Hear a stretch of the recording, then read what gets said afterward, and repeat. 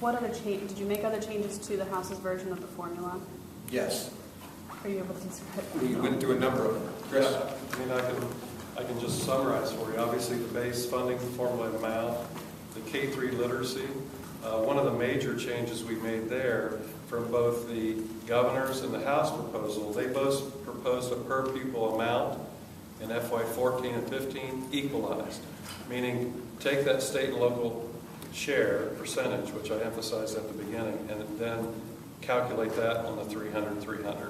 We actually broke that apart, and we did 125, 175, meaning 125 and 14, 175 and 15 equalized, meaning that state and local share percentage we applied.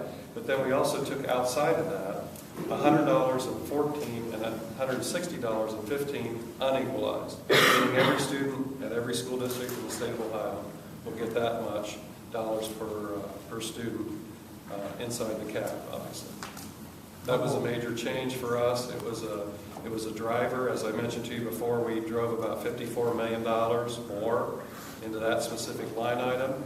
And we did that because in combination with the cap, the previous question, it began to equalize more dollars throughout every district in the state of Ohio.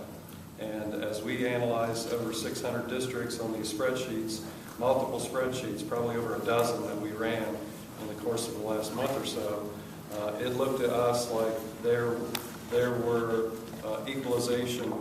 was equalization happening in low wealth districts and high wealth districts to the tune that it seemed fair and comparable across the state. When will we see the final spreadsheets? When you leave today. I believe we have copies for you. Now, again, you used the word final. You will see the preliminary spreadsheets. The final. The final you get to see next Thursday after we vote the bill. But from our perspective, we think we're close enough to land that barring some unanticipated issues that you always have when you deal with this many variables, we think we're at a point where we wanted to get out and start having the discussion. How much more does this spend compared to the House version? On this portion alone, on this, the 612 district line, $141.6 million. And as the President said, I mean, if you look at the overall spreadsheet between the House and the Senate, I mean, and look at the available revenue we have maybe to appropriate on the Senate side across all of state government, this is essentially that amount. I mean, our caucus felt strongly enough about when we circle our wagons and talk about what's important to us, it's education. This investment in education is something that many of us have been here over a decade working to do, and I think the governor started the conversation in a great way. I think the House added to it, and this is where we decided to prioritize the investment.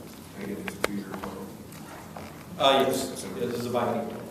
Now remember, there are other numbers that we talked about in some of these presentations that are beyond this spreadsheet. For example, the early childhood and some of the other things like the straight A fund, which even increased that number up higher. I think in total it's 220 million or so.